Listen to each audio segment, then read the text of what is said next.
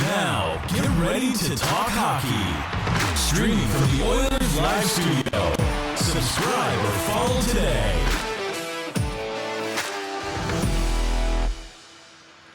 Hey everybody, it's Michael here from Oilers Live, bringing you to Mega Thread Monday, and we're going to start with a little bit of a intro with Mr. Mike Dursa. So hold on one second. Mike, give me half a second here. Let's make sure that we've got this.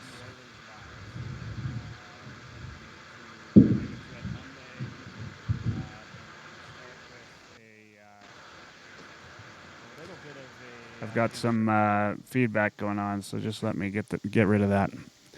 Mike, you're on. Go ahead. It's Mega Thread Monday. So, December 22nd, 1994, in North Battleford, Saskatchewan, Colby Cave was born. Colby grew up in Battleford, Saskatchewan, which if anybody's been to North Battleford, Battleford is right there, but he played midget AAA for the Battleford Stars from 2009 to 2011. In 2009, he was drafted by the Kootenay Ice in the WHL. Cave's rights were traded to the Swift Current Broncos on January 9th, 2011. In Colby's third season with the Broncos, he was named team captain, and that year Colby became close to a point-a-game guy. On April 4th, 2015, Colby was signed by the Boston Bruins as an undrafted free agent. Colby spent most of his first three pro seasons with the Providence Bruins. That's the, if you don't know, that's the Boston Bruins AHL affiliate. Colby made his NHL debut on December 21st, 2017, alongside his Swift Current Broncos junior teammate and line mate, somebody Edmonton probably knows a little bit about, Louis DeBrusque's son, Jake. That game, the Bruins ended up winning 2-1 in a shootout over the Winnipeg Jets. After the game, Colby was sent back down to Providence following the game. But another call-up later by Boston on December 17th, 2018, Colby scored his first NHL goal against the Montreal Canadiens. Colby stayed with the Bruins and appeared in 20 games. On January 15th, 2019, Colby left the Bruins and was claimed by our Edmonton Oilers. Colby split time with the Oilers and Bakersfield Condors, and in 44 NHL games with the Oilers, Colby accumulated 3 goals and 1 assist, including an absolutely beautiful goal against the Pittsburgh Penguins. And I saw that goal and remember it, and I'll probably remember it forever. I was sitting in a brew house in the West End in Edmonton with Kim and Lars and Danny, and Oilers Nation guys had their kind of big to-do that day, and Nation Dan was doing giveaways and all that, and I'm sure all those guys, Tyler Yaremchuk and all them, they're going to remember that goal and that day kind of forever. Colby had 23 points with the Condors in 44 games, tallying 11 goals and 12 assists. On April 6th of this year, Colby suffered a brain bleed due to a colloid cyst and spent the night in hospital. On April 7th, they operated on him, and he underwent surgery to have the cyst removed and was put into a kind of a coma to try to recover. Unfortunately, in the early hours of April 11th, we lost Colby. He was just 25 years old. The year he was born was the year I graduated. Very young man. Colby was known for always having a big smile and going out of his way to make people feel special. A hockey dad named Joe Hetzel, his son played for the Stony Plain Adam Predators, His team got to do kind of pregame warm up on the Oilers bench, and Colby's dad recalls the memory, saying, "Talk of Colby Cave's character is not overstated. Here he was going out of his way to make the experience memorable by talking to my boy and his teammates during pregame. He didn't have to do it, but he wanted to. His wife and family can be proud of him." Last October, while playing for the Bakersfield Condors, Cave knocked out Flames prospect Martin Papasil, a 20-year-old, in a lopsided fight. The next day, Papasil shared a text from Colby that said, "Hey buddy, it's Cave from the other side. Just wanted to reach out and hope you're okay, buddy. You're a tough kid and I respect a guy that stands up for himself. Hope you have a quick recovery, buddy." There are stories from kind of the Oilers management and players and media that recall Colby every time he got recalled, and not just at time, but every time he was recalled. He was known to hug and check in with every member of the Oilers organization. It didn't matter who you were. He actually, he really cared about people. And,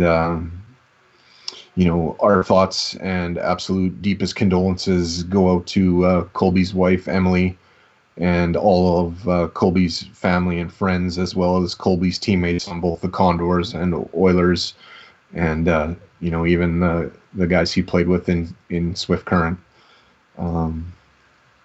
It's a tragic loss, and it's sad.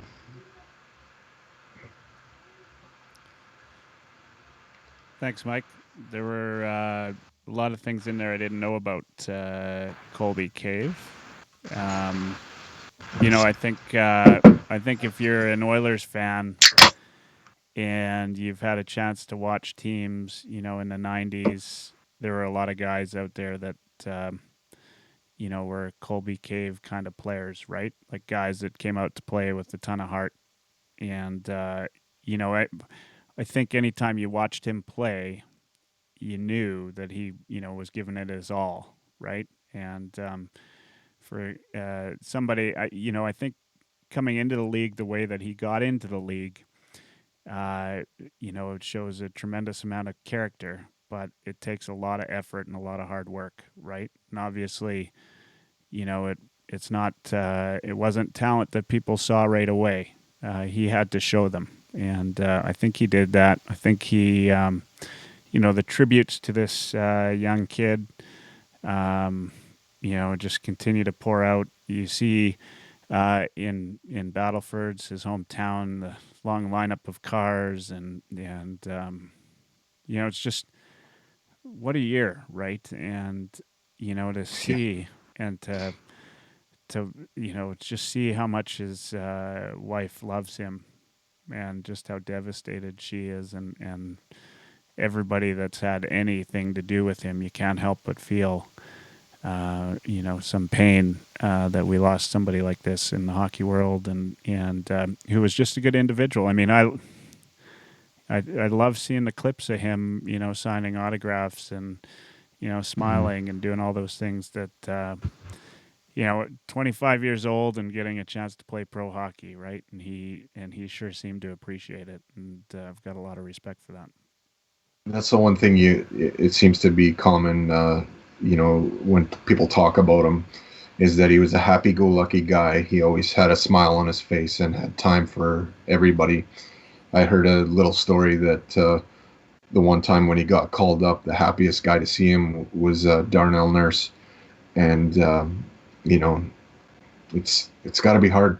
When he came up, he was just such a genuine person that he cared about everybody, and made sure to go and address people. And sometimes we make conversation in life, but it's just nonsense talk. But you could tell the guy actually cared and was digging for information from you. So he was invested in people, and to lose people like that, it's definitely tough. Yeah, 100%. Yeah. Well done, Mike, and thanks for all of the the information and the eulogy, I guess, for Colby Cave. Well loved, well respected. Yeah, just unbelievable, right? And Yeah, yeah, I'm glad, and I'm happy to see that everybody, not just Oilers fans, hockey players, everybody's reaching out, right? Like it's just a huge tragedy, right? yeah. Yeah. Um, that was basically what hit us on Saturday. On Sunday, I guess this will be how we sort of transition. But on Sunday, one of our, first overall draft picks turned 27, and so I got to ask you another skill testing question. What is your favorite Nuge memory? Oh, favorite favorite Nuge memory. Yeah. Jeez. You know, that's a good question. Like I loved it when he got the hat trick there. When we had the double hat trick, that game was pretty outstanding. Um,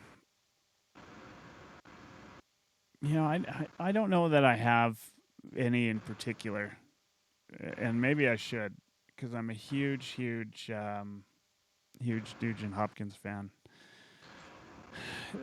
I'm just happy when he succeeds at something, right? Like like the hat trick was huge for me. Yeah. You know what mine's gonna be? What's that? Well, in my memory, I like it when you kind of have little guys scrapping. Oh yeah. And one of my favorite Mike Comrie memories is when he came back to the Oilers. He got in a fight, I think, with Craig Conroy right at center ice. Yeah. Nuge fighting Sean Monahan is one of my favorite Nuge memories because you don't know him for fighting, and that angry look on his face, you never see it. Like, he's never angry, but he was furious. Yeah, a And little Nugie, right? I Like love that. yeah, no, you're right. And there's a few people right on Twitter and Periscope right away that called that out, dropping the mitts. Yeah, you know what I mean. That's not the first thing that came to mind, but certainly, yeah, I it like is the a fights. favorite. It is a favorite memory for sure. But the thing is,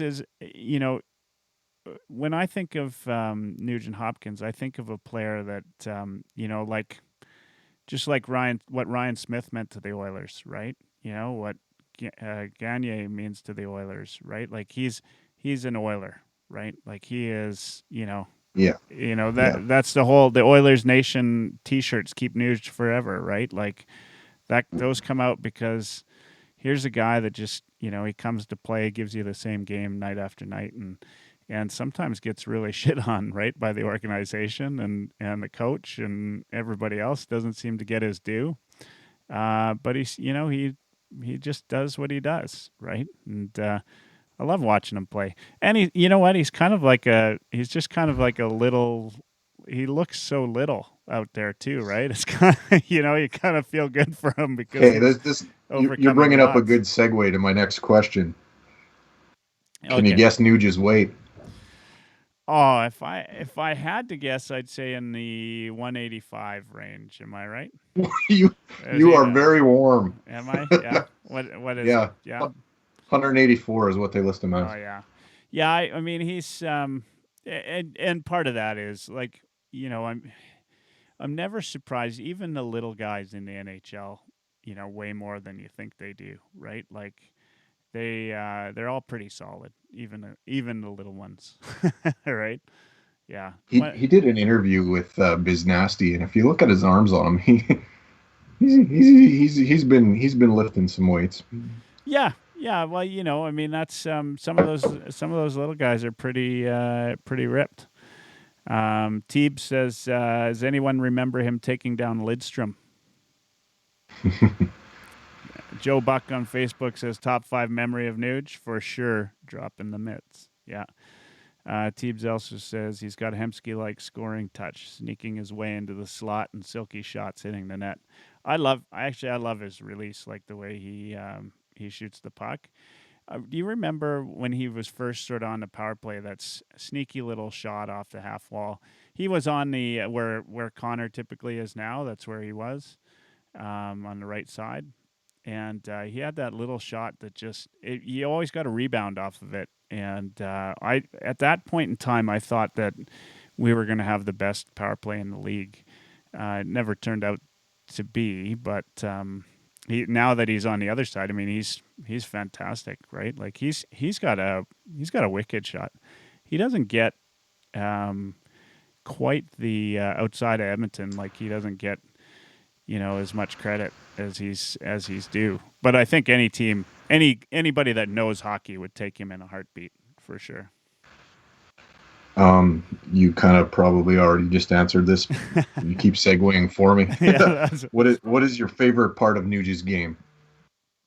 yeah. I mean, that's part of it, right? Like, but the one thing that I think is sneaky about Nuge is the way that he steals the puck, right? Like I just love the little, like he's just got this little stick touch that pops his stick up and he steals the puck. And I've always, I've tried to do it myself. I can't do it like him, and that's what makes him, somewhat valuable on the penalty kill. But Nuge's game for me is he's he can be one of your top scorers on a team. He can be on the PK. He can play defense. He can play center. He can play wing. Is there a guy his size in the league that's as all around as he is?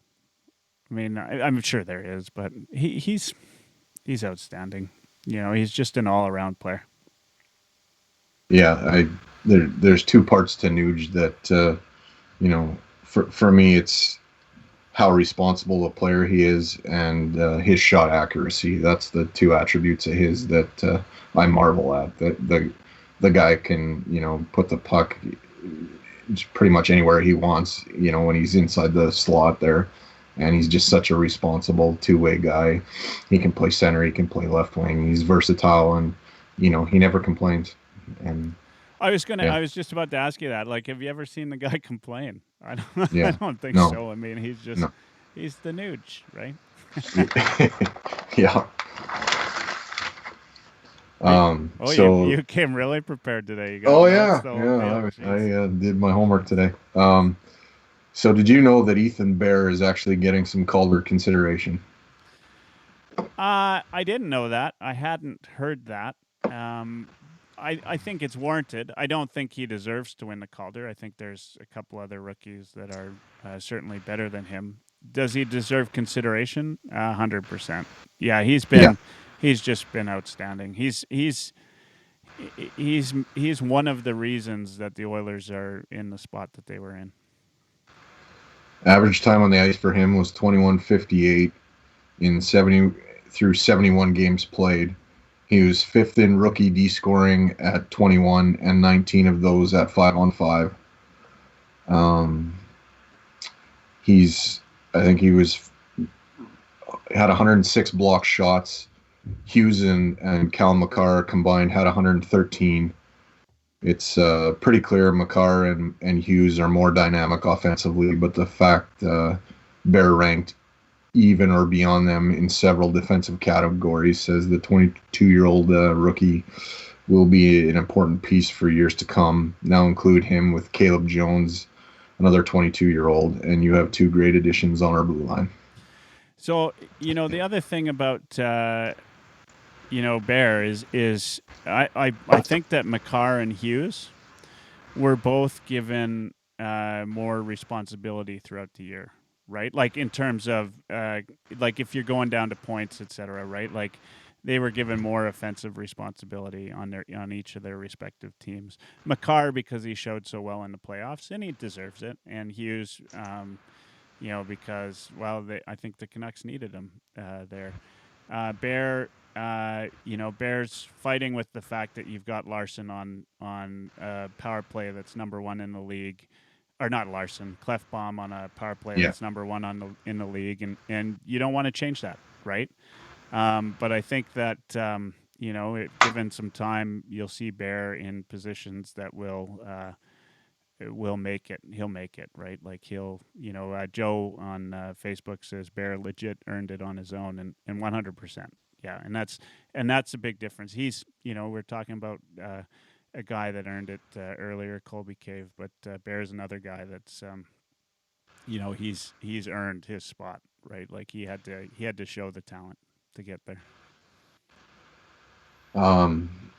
So Darnell Nurse was kind of interviewed, and I caught a bit of it, and um, he's basically saying, they were asking what he's doing, and he says, I'm walking my dog a lot, I'm lifting weights, I throw the ball around, and my dog goes and gets it and brings it back to me, and we play catch, and he's watching Tiger King like everybody else, and he was reminiscing on what might have been, with the season, but he said he figured the season was going to be postponed after the Jets game when they found out the NBA was on pause. And then they asked him about neutral site games, and he said he's conflicted because he really wants to play in front of the starving Oilers fans, but also really wants to just play. Says there's definitely a different vibe since Ken Holland and Tippett and crew have arrived. He says he's finding ways to work out despite the challenges. Him and his dog, Ario, are working hard on their cardio. And he said on Ethan Berry said has worked hard every day and knocked it out of the park with the opportunity he was given early on. He gave praise to Jay Woodcroft for keeping him, even keel when Jay Woodcroft was working with him. And that's kind of the basis of the interview there. So, yeah. It's kind of neat. Yeah. I mean, you gotta like Nurse is one of those guys that he's fairly honest in an interview, right? Like, I like that about him. You get a good interview with Darnell Nurse. I think one of the guys that I like to listen to. He's not quite as polished as say Leon or Connor, although Leon's more likely to say whatever the hell he wants. Yeah, which you guys are fucking phenomenal. Yeah, there I said it. Yeah, and last hockey game I went to go see live as well. You were there. We were all there. Yeah. So happy to be there for that. Yeah, what do you think about this neutral site thing? We've talked about it before, but yeah, I don't know. I mean, I think people are starving for other entertainment other than everything they've already went through on Netflix and streamed or whatever. So that basketball horse thing was kind of a flop because the guys filming it on their own phones or whatever, and the streaming was pretty shady at best. We've had some pods kind of go awry on us, but nothing like what they were trying to show. No, so. Yeah, that's 100%. I want to go back on Periscope. Teebs asked, sorry to circle back to Nuge. What do you see as dollar term like for the next deal? It's a good question. Yeah. I think that sort of depends on what goes on with the cap, to be honest. If there's an increase in the cap, then you probably can afford to give Nuge a bit of a raise, but if the cap stays the same or even scales back, then it gets kind of interesting. And who knows about, compliance buyouts if those happen. But, I don't think we can afford to lose a guy with the versatility of Nuge, a guy that is a capable center, and also you can put him on anybody's left wing and he'll put up some points. So. And he's just so responsible. I think, I think that's something as a coach you like, and as an organization you like. It's hard not to like Nuge. He's just so easygoing and will do whatever you ask him to do, and you don't get any feedback from him. Yeah. That's usually negative until the end of the season when it's kind of in a closed door meeting, which I think as an organization you can handle.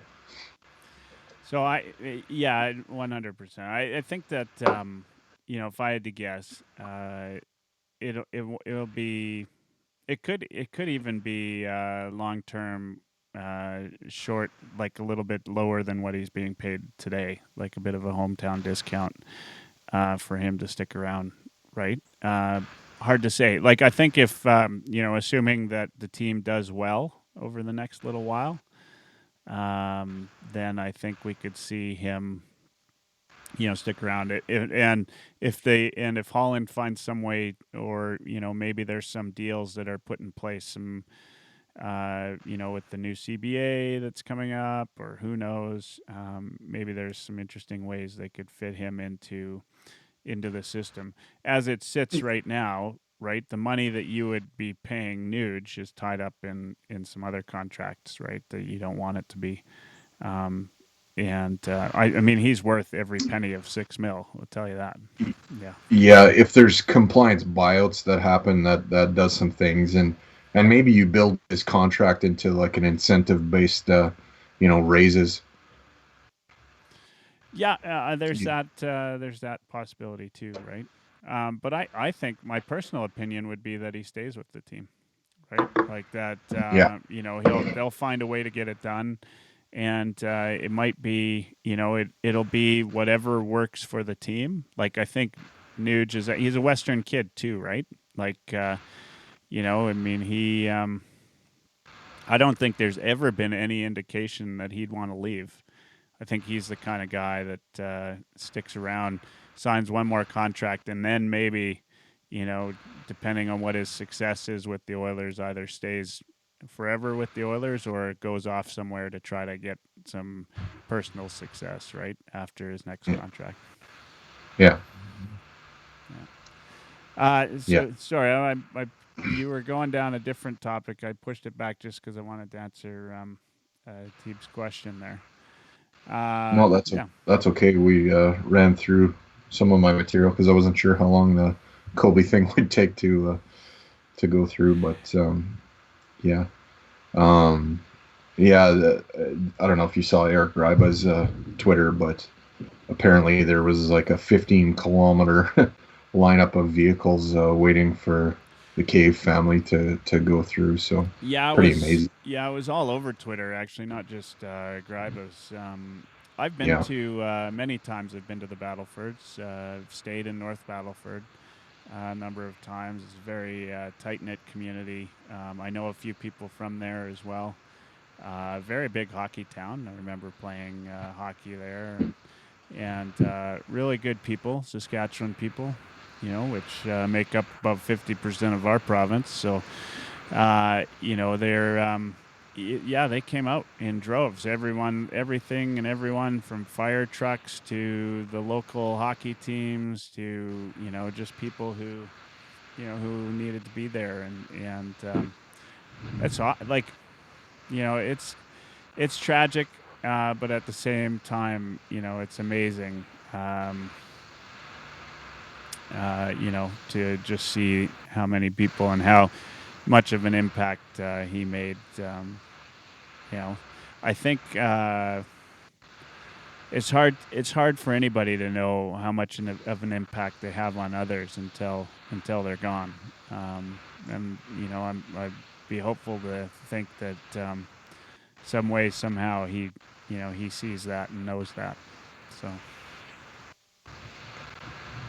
Yeah, sometimes that's a bit of a sad reality to this existence of ours, is that you don't know how much of a wake your boat is leaving behind until your boat is gone. So Yeah. Our mutual friend Eric Friesen was telling me a friend of his kind of knew Colby Cave and said he was the nicest guy you'd ever meet. So Yeah, there's no doubt, right? Like you just too many people have come out to say that, right? Like that, people that you wouldn't expect, right?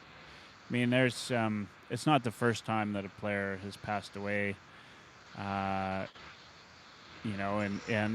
quite often, especially if they're young, they get a lot of publicity. But it's not often that you get this kind of everybody just stepping up and a whole city getting behind them, and or town rather, and Yeah, I mean, and well deserved, right? He worked hard.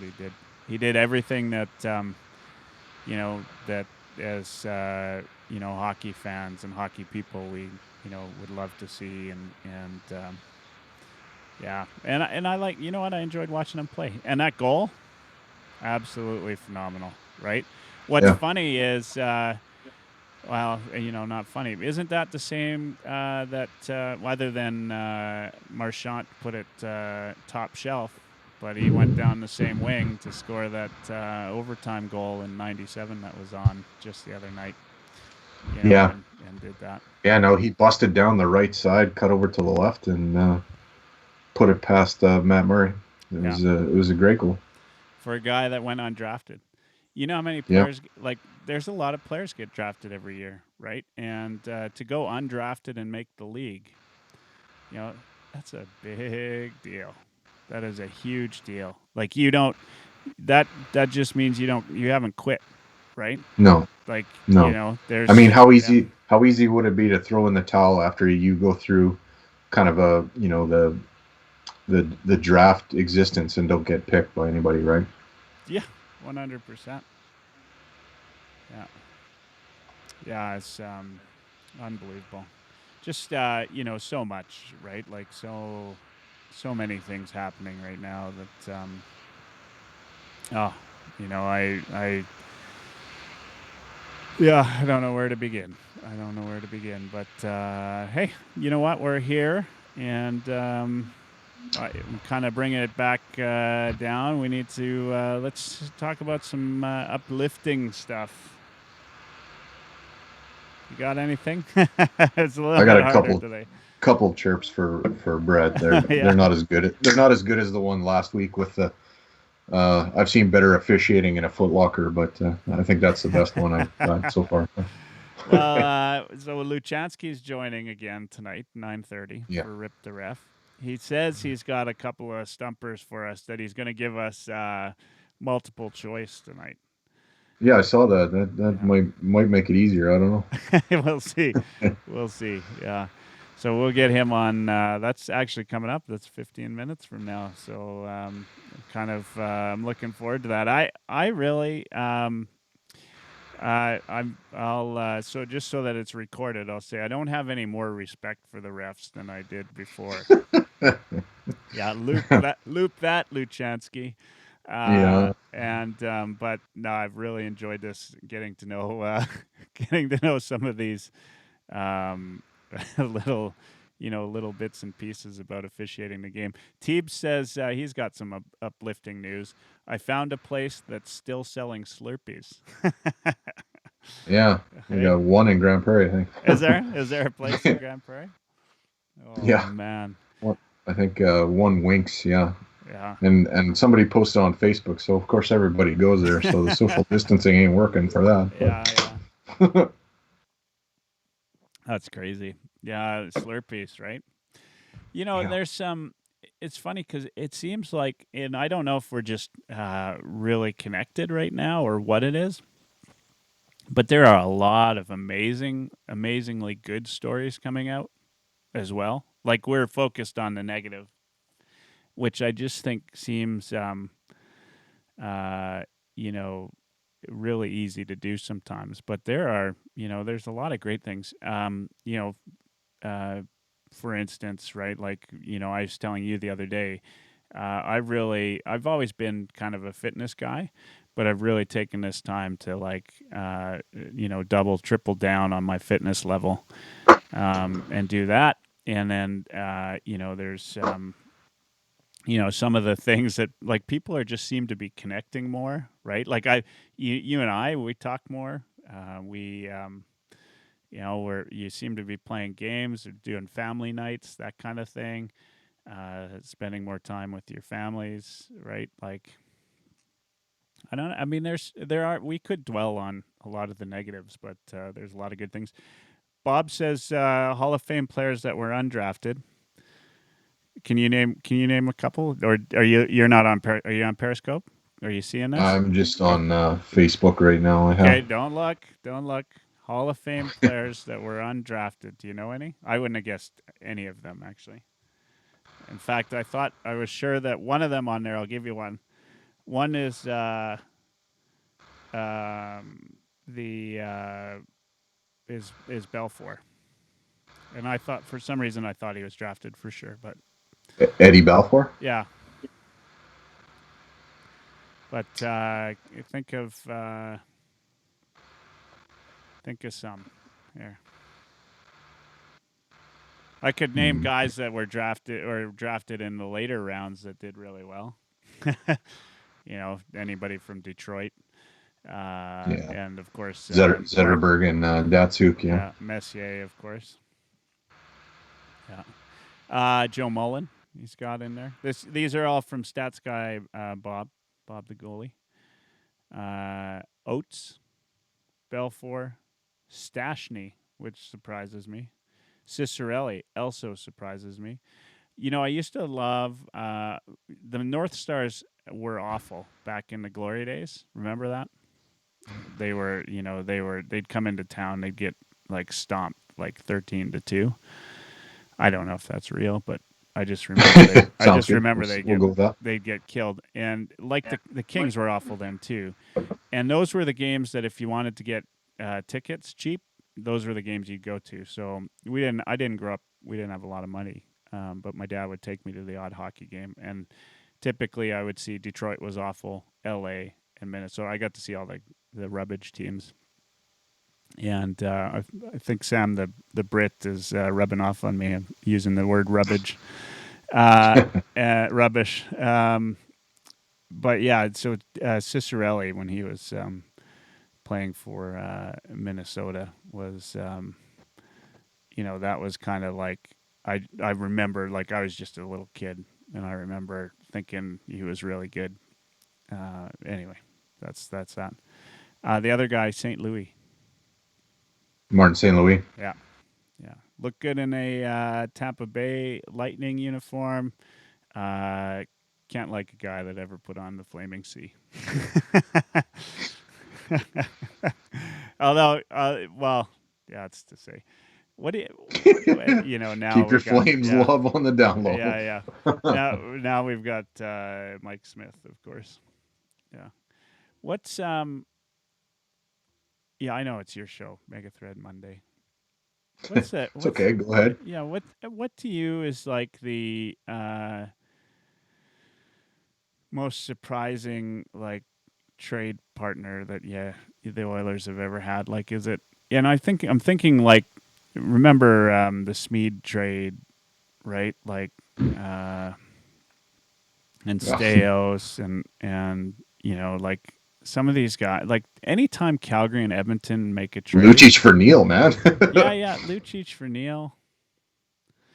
Teeb says Iggy gets a pass. Yeah, and that's 100%. He's the only one. Yeah. In their history. For me, that's my book. Yeah, well, we're not going to do we're not going to ever do a show on which Flames players did you like. We'll just That's the book. That's it. It's not a show. It's one guy. Yeah, that's right. Oh man. You know what here's one thing I love. Of course I'm stuck in a sea of Flames fans. Although it's above, I feel like it's 50-50 here in Calgary. But I'll end up at a hockey game once in a while. And I'll see some Flames alumni and be chatting with them. And when they find out I'm an Oilers fan, they like, that was legit hatred. Like legit hatred. It was the rivalry, obviously. Like you heard Connor and Gretzky. He said it, like Connor acknowledges it's great for the fans. Yeah. But I don't think they've got the hatred that they used to have. I don't think so either. Yeah. Like and I think they were trying to grow it a little bit. The game's different for one. You can't, like, if you've watched any of these classics, like guys used to water ski off of just about everybody. And even and it was still 50-50 if they hauled somebody down that they'd get a penalty. Like I watched that game the other night and every time somebody had the puck, he got hooked. we would be screaming at the TV set today if that was the case. If Connor and Leon and Nurse and those guys have met Calgary in the playoffs the last 5 years, you're damn right the hatred would be the same. But regular season and playoffs is not the same animal at all, and we haven't met them in the playoffs That's forever. True. So that's true. that's why it's not there. The teams did play a lot in the playoffs. Yeah. And I think we played them more in the regular season as well. I think we played like 8 times a year. I might be mistaken, but I thought it was more. That's a good question. Stats guy Bob, what do you think? Our crack statistician. Yeah. Like to know, if you can, how many times in the 90s the Oilers played the Flames in a single season. And how far back do we have to go before we actually met in the playoffs? Is it the 80s? It's the 80s, yeah. Yeah. Yeah, I mean, it's been a long time, and you're right. I mean, that's where the hatred really was driven from. But even then, I mean, I can't think of two teams that hate each other like they used to. Like, just there's not the same rivalries. Maybe even Washington and Pittsburgh. Maybe Boston and Toronto. I mean, that's getting to be a pretty good rivalry. It's one that I like because Boston keeps winning. But I can't think of anything that's similar today, right? Bruins team seem to have their a variety of sort of little rivalries because they've met Toronto quite a bit and they've got that rivalry there, and also Montreal and them don't seem to get along too well. Yeah, that's true. I never did. I used to hear that the Quebec Nordique Canadian Montreal Canadiens had a huge rivalry, but I never really saw any of that. I never saw those games. I was too busy watching Western Conference games when I was little, so I missed a lot of that. But they say that rivalry kind of rivals the Battle of Alberta, but I don't know. Yeah. Our friends over at Oil Country Pod said Boston versus Montreal at times too. You're right. And just a little shout out to those guys. Good podcast if you want to go and listen. Oil Country Pod. I mean, just the rivalries aren't the same. And typically it's, I do think though, like even if you took Boston and Montreal, you took Boston and Toronto, I mean, those guys, they don't, like they literally, if you go and talk to Oilers from the 80s, you talk to the Flames from the 80s, like they probably would have been like Anchorman, right, in the street, like between warring news crews, right? Like if they had been walking down the street, they would have fought each other. That's how much they hated each other. It was, out comes the nunchucks and the and the switchblades, and they would have gone to war.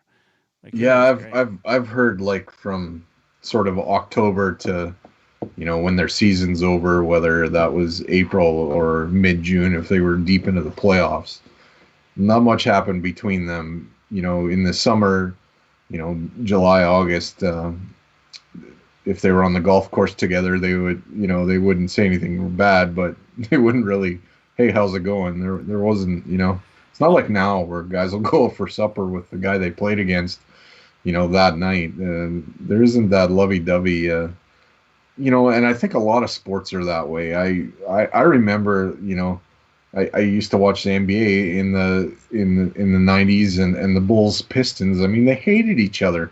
Now guys, they love each other before the game, after the game, during the game. It's not the same. They compete hard, I guess, once the whistle's blown or whatever, the puck's dropped. But after the game, they just kind of lose that edge. I mean, back in the 80s, they just hated the other team. Oh, absolutely! Like it was crazy. The one time when I played there, I was playing in one of those tournaments. I played on the line with Ethan Moreau, and I won't say the player, but we were playing against we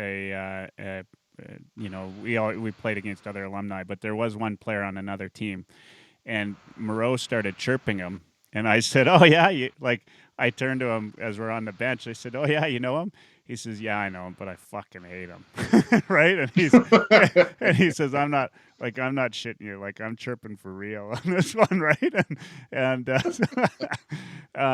Some of that hatred stays there, but I think once you're off the ice, quite typically, unless if a guy slashed you in the hands and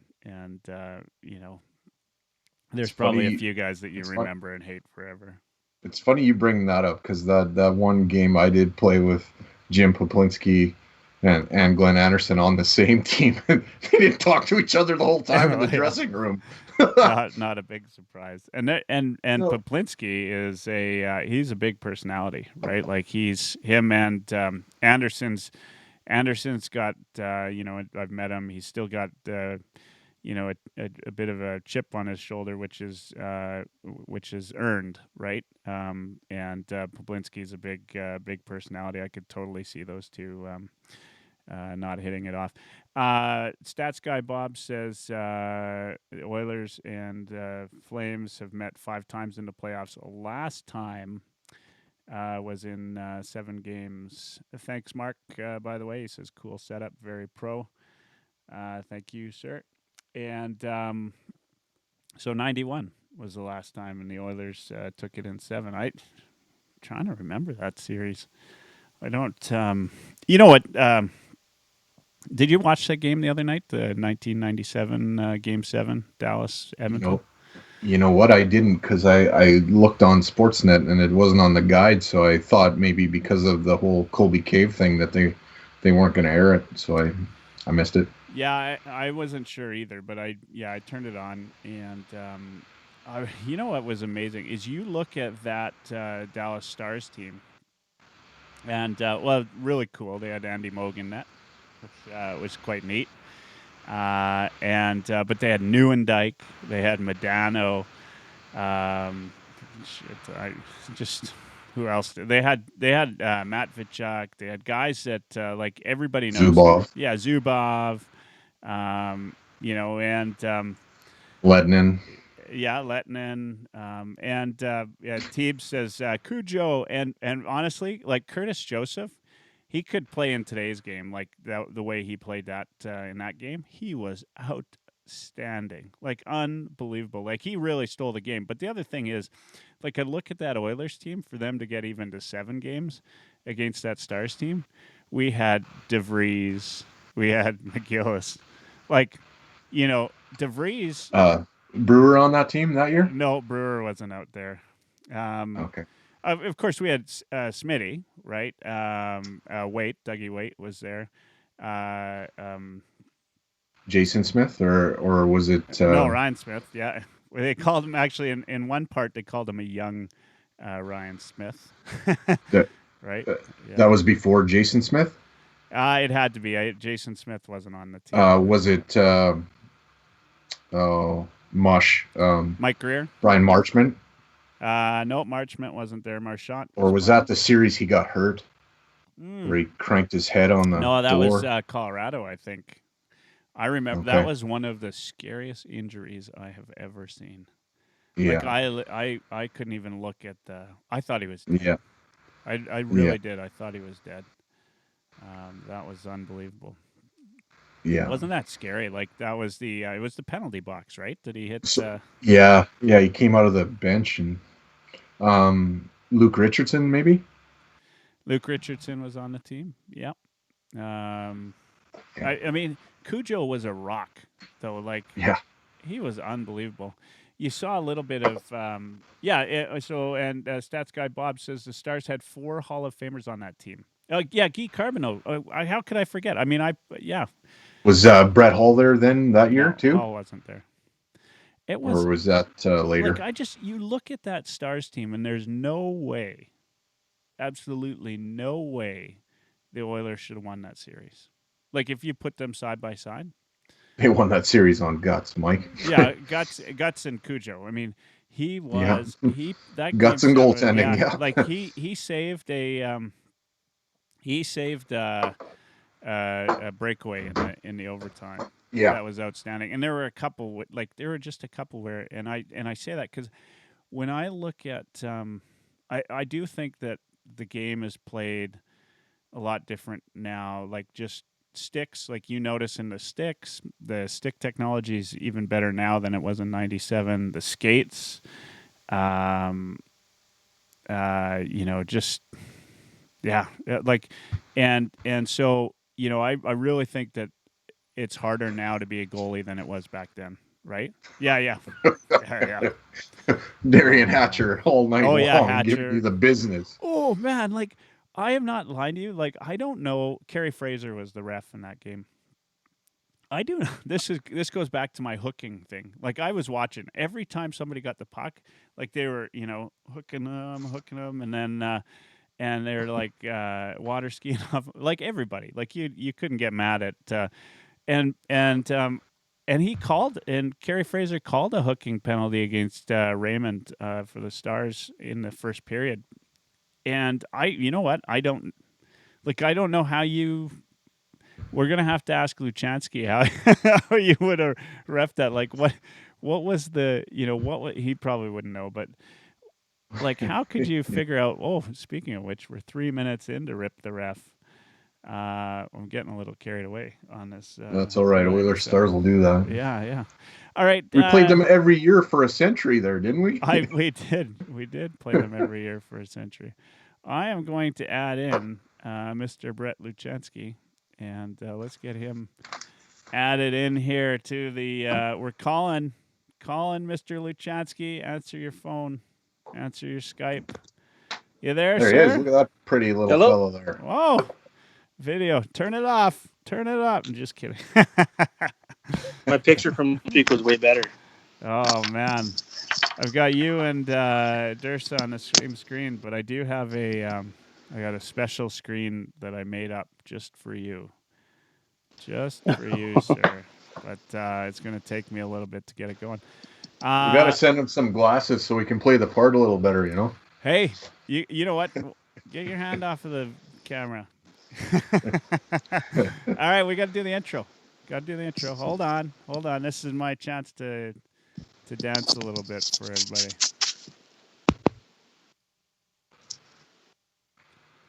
Hold on, I'll tell you when the intro's coming. And now, Rip the Ref with Brett Luchansky. I got differenter beer, Brett. All right, that's the intro. It's you guys don't see it and you can't hear it, and so it's not as exciting for you. But you know what? I love it. I love that you got you're the only guy, Brett, that's got his own intro outside of me. And I spent at least 5 minutes on that. Like it's at least 5 minutes, and I got shit to do. Like I'm an important guy. Like time's money, man. Time is money. Well, I spent a little more than 5 minutes on all my questions I got for you today. Oh no, man, that's awesome. Hey, love the hoodie. Oh, I know. They started playing Blue Jays. They started playing that 2015 playoffs on the rewind. The bat flip. That's the Texas Rangers series with the bat flip at the end. Yeah, and what's the public enemy number one there for Texas? What was his name? Odor, yeah. Man, that guy. Hey, like, did he not piss you off half the time? Like, that's, I know. Yeah. Anyway, yeah. So, how are things? How's the back? It's good. It's a little better. I can sit now. Well, that's good. My foot is still half numb. I think they told me I got like a herniated disc and maybe some sciatic nerve that's pushing on that or something. So I don't know. Got a few stretches to do. Got a couple painkillers for sleeping. It's not that painful, but and just try and see what happens with it for a while here until go down the next step. The next step is what? Maybe MRI and something else if it doesn't fix on its own, I guess. So I'm hoping not to have to go down that road. Oh, yeah. of MRI, or like, I don't want to say surgery. That seems like a long ways away, but Is this like an old reffing injury or what? no, I don't know what it's from, man. I tweaked. Been waiting to say that. I tweaked something somewhere. I don't even remember what specifically I did. But like skating. You've been from carrying those linesmen for too many games, eh? skating from blue line to blue line. You got injured, did you? oh, you believe I'm down on the goal line, man? I'm there. That's awesome. It's hard to sell a call that's at the net if you're at the hash marks, or worse. You'll get yourself in trouble if you're way out at the blue line trying to tell guys it was a goal or not. At least if you're on the line, you got some leg to stand on. Yeah, so true, eh? Like, yeah, you gotta make sure you're in the right spot, or at least try to be.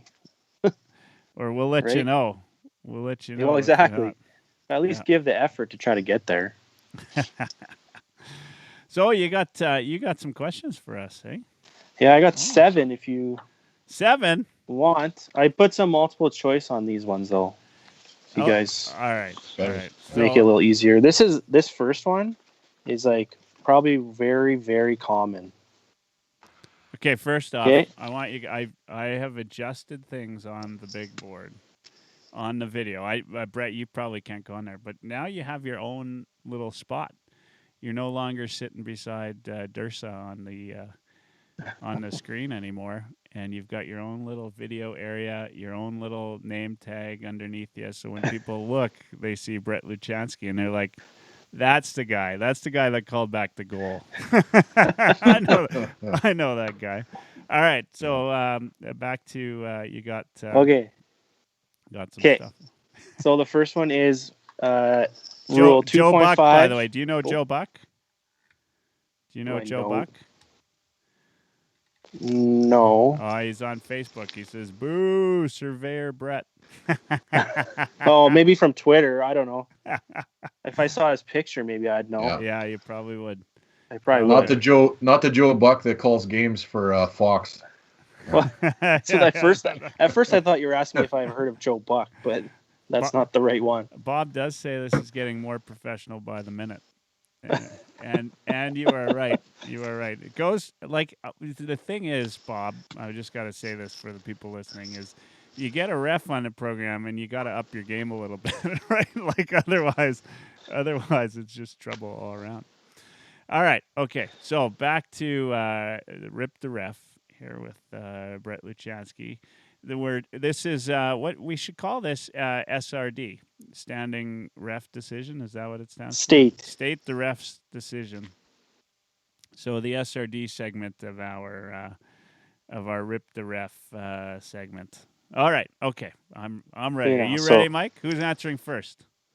Or are we buzzing in on this? I got the first one. Yeah. All right, Mike's got the first now, one. both you guys should get this because you guys for sure are always yelling from the bench when this happens. Always, every time. I don't know about that. Okay, so here it is.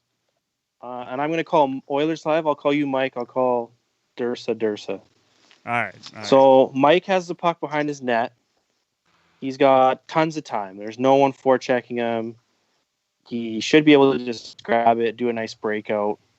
He just puts his head down and he just gets nervous. And he just hammers the puck. Hold on a second here. Nervous? Have you ever seen me play? No. All right. Okay. So he hammers it. You ring it around the boards like to nobody.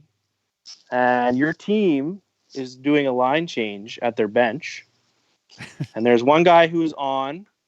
He's come on, and the guy who he was changing for is not off yet. They're both at the bench there area. Yeah.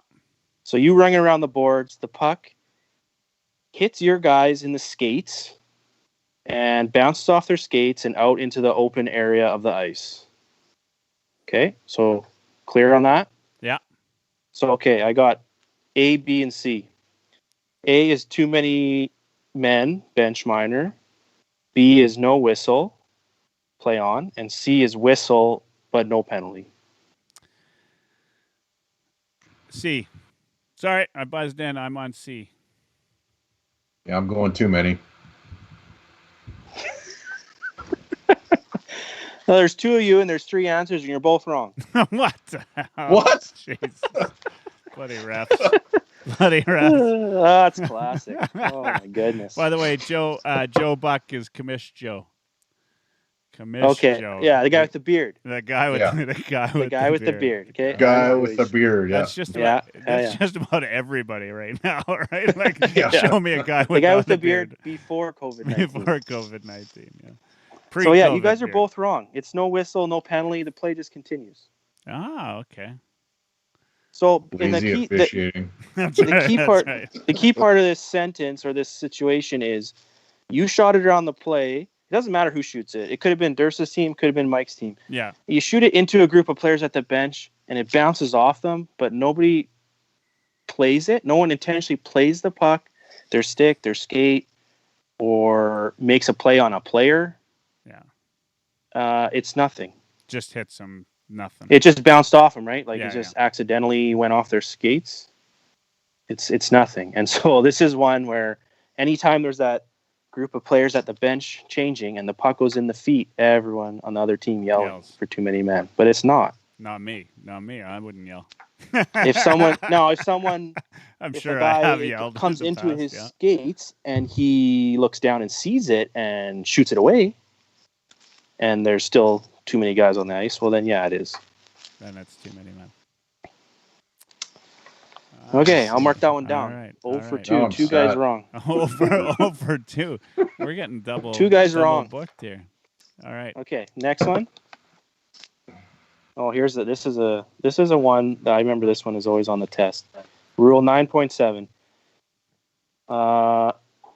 I won't put you guys in this one because I don't think either of you guys would do this. But anyone who deliberately spits on, at an opponent, official, coach, team, or spectator receives a match penalty, a gross misconduct, a 10-minute misconduct, or 2 for unsportsmanlike plus a 10. Intentionally spits on anybody. Like, Yeah, it doesn't matter who. I'd have to say it's got to be a match. You're Only because, gone. that would be my guess. Yeah, so a match penalty is actually right. And the way they always taught us when I was like a kid ref was they say spitting's gross, but it's called a match. So it's not a gross misconduct, it's a match penalty. And luckily that's never happened to me, but I mean, it obviously has happened before. Now, in the adult league, stats guy Bob says life in jail. Yeah. Well, especially Would you get suspended? Would you get suspended for that? Oh, in your 100% league? you would get suspended. You probably get suspended. Like if you spit on a ref, you're probably getting suspended for the rest of the season. Yeah. In ours, honestly. And if you did it to an opponent, it might not be the rest of the season, but it still might go up on the website as indefinite, and then they'll have like a talk to you on the phone or something, because like it's pretty bad. Like that's. Can you Can't explain, Brett, what the difference between a gross and a match is, just for people that don't know? And that's why this spitting one's kind of a trick question, because match penalties are always usually reserved for deliberate intent to injure. But spitting's not really an intent to injure per se, physically, but it is in the rule book under match penalties. But match penalties are reserved for almost anything, like cross-checking, slashing, high sticking, like any of those penalties in the rule book. They'll always say like a minor penalty, or depending on the severity, at the discretion of the official, a 5-minute or a match. And then the match is usually if you injure someone and it was pretty bad, like swing my stick at your head, Yeah. and crack you over the helmet. Intent to injure, right? Yeah, or if I backswing my slash like behind my ear and come down and like hit you right in the arms or whatever. It's just supposed to be. It's still 5 minutes, just like a major, but I think it's more for when it gets reported and sent in. It's just it's the way of a referee trying to convey that like this was way more serious than just anything normal in the game kind of thing. And a gross misconduct, the wording they use in there is makes a travesty of the game. So that's pretty open-ended. Yeah. But I would say things like you see the ones where like coaches are going crazy and they're like throwing all the sticks on the ice, or they're throwing a water bottle on the ice, or throwing anything on the ice, or like, and then also gross misconduct falls under the racial, religion, homophobic, or sexual orientation. Anything else you can think of along those lines falls under gross misconducts as well. Those are automatic. If a referee hears that, you really have no choice but to assess it, and you're kicked out. Yeah. And automatically reviewed for a suspension. And like in our men's league, I think any gross for any kind of those comments, verbal comments, is probably an automatic at least one, minimum one. Yeah. And if everything's recorded, like they have a big spreadsheets on everybody what they get. So if it's your third or fourth time using the same kind of language, you're probably getting more games, or just eventually not coming back. But yeah. Like I said earlier in one of my other times on with you, that it's actually gotten a lot less in the last number of years. You don't hear it as much. Yeah, stuff like that. We'll when we're in lighter days again, we'll maybe talk about that. Have a show on that, because I'm actually 50% Cree, which most people wouldn't know by looking at me. But my mother was full-blooded Cree, and so I always have a really unique perspective on the racial piece of the hockey world, because I hear some things that sometimes wouldn't be said if they knew, right? If people knew, and so even myself, Mike, like years ago when I was younger, I had a different perspective on it as a ref. Like I didn't feel as strongly as I do now about it. Like maybe if I heard something, I kind of be like, oh, whatever, that wasn't that bad. Like no one seemed to really react to it, so I'm just gonna, that's fine, whatever. But now, for sure, if I hear those words, and if I hear it, like if I don't hear it, I can't do anything. Like guys have told me that this guy said this to me. I mean, I can't. Like I'd love to be able to just take everyone at their word, but you never know. Like I got to hear it. One of the refs has to hear it. Yeah. But I mean, if I do, I definitely can't have closed ears on that one. The game's changed in that regard, because I remember minor hockey. I mean, I never really heard a lot of the racial stuff. That I never knew a lot of people to use that, but there was definitely things that were said that crossed lines that you can't say anymore. I think the NHL is a little bit different. I think guys still get away with a little bit of sort of homophobic talk. I think the racial stuff has really been clamped down on, but I mean, it's rumors unless you're there on the ice. But there was rumors of Getzlav calling people, the C sucker words and that kind of stuff. I think that still gets let go a little bit in the NHL. But they've definitely, tightened the noose on the racial part of it, and for good reason. I don't, if you need to do that to intimidate somebody or to try to get inside their head, I don't think you're a very good hockey player anymore. I think there's other ways to go about, trying to gain an edge on somebody than having to be kind of racist or homophobic. I just don't think you really need that. Yeah, 100%, Mike. Like you don't need to go there, right? There's lots of other places you can go with chirps and beaks and get under guys' skin, or how you play them on the ice between, like during play and after the whistles. But I don't know why people, when they start to go there, that's just they're grasping, and it's like kind of their true self coming out, I guess. I don't know. I hope people learn from it if they do say that kind of thing. I think it's their worst self coming out. Yeah.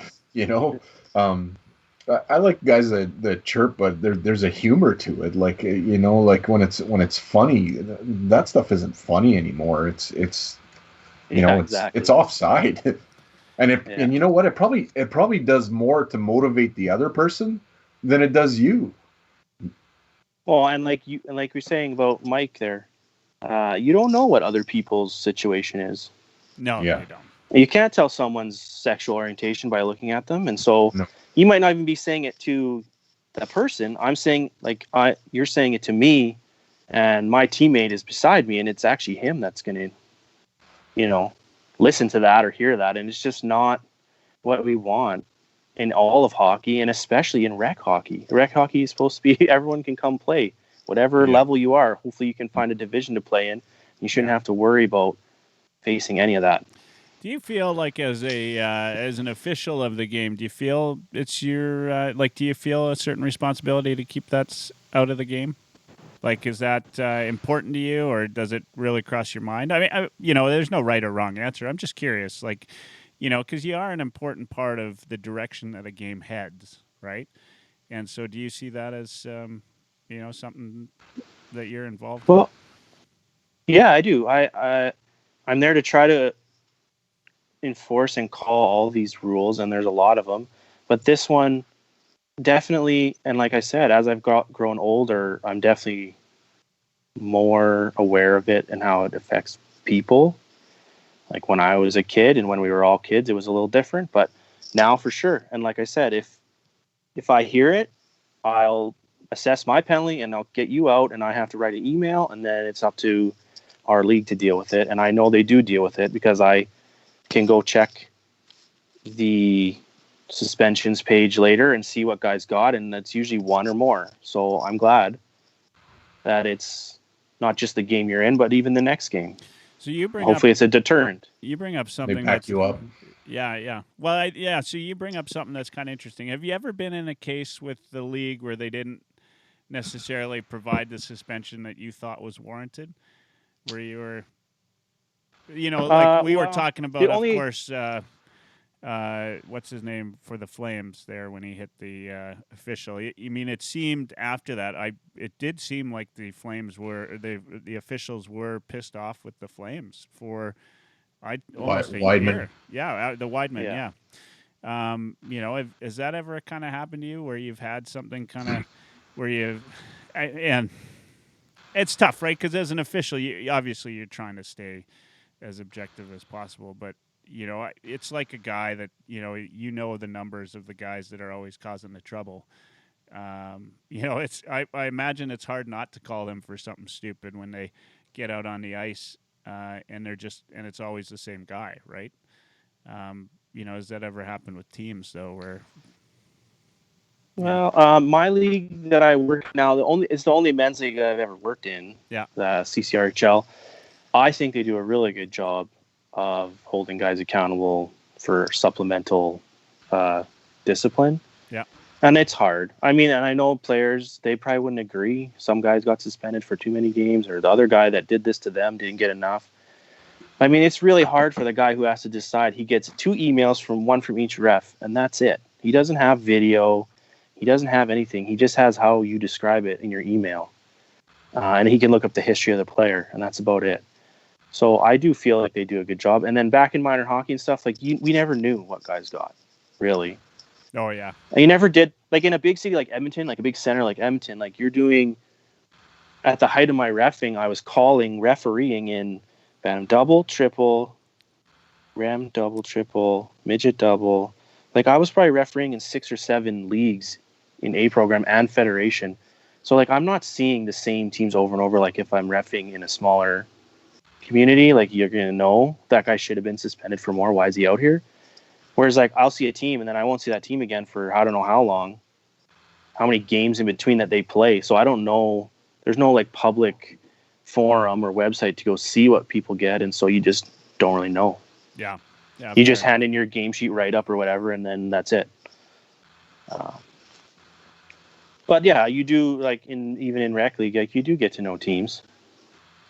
Yeah, absolutely. And if you do see the same teams and the same players enough times, you start to recognize which guys are which. But well, I'm going to tell you just in advance. Luckily, our league is quite large too. So even if I'm only reffing in divs 1 to 9, that's still like a lot of teams to cycle through. Yeah. Well, I'm just telling you in advance of the next Oilerslive Cup that Dursa got. Like, you got to watch for him. Always doing every Oilerslive game that we've had. Dirty. Like, sounds like for Oilerslive, I'm gonna have to recruit another ref and 2 lines, and we're gonna have to go 4-man for that one. Absolutely. Actually, Dana did Level a up, great job. Dana did a great job in your stead. Yeah, that's awesome. You know, you might have been one of the last people to fly out of the country, right? I know I came Wow. back kind of right at not quite at the beginning of all that, but end of February. So yeah. Yeah, end of February. Yeah. Yeah, it was only less than 2 weeks later, right? Yeah. Yeah, and Yeah, exactly. It seems so long ago now, but it was like less than 6 weeks ago. We'd be in True. I know it seems like so long ago. I'd see my old pictures from Vegas on my phone or whatever, and like, man, like last week or whatever, like that was only a month ago. Holy shit! Truth be told, the guy that filled in for you was a little bit Harlem Globetrotter-esque with his officiating there, and gave Michael a pretty token booking call, and I got a penalty shot from it that I didn't cash in on.